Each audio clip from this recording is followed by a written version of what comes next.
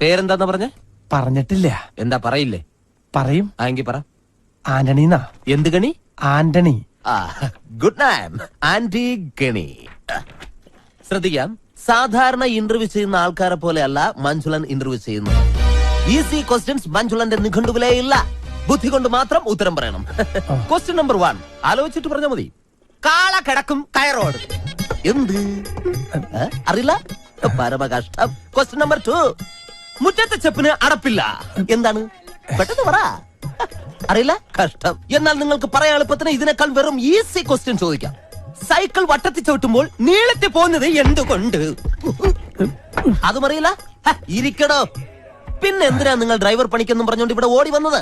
ശരി, അവസാനമായിട്ട് ഞാൻ ഒരു ചോദ്യം കൂടി ചോദിക്കും. അതിനെങ്കിലും ഉത്തരം പറഞ്ഞാൽ നാളെ മുതൽ നിങ്ങൾക്ക് ഡ്രൈവർ പണി ചെയ്യാം.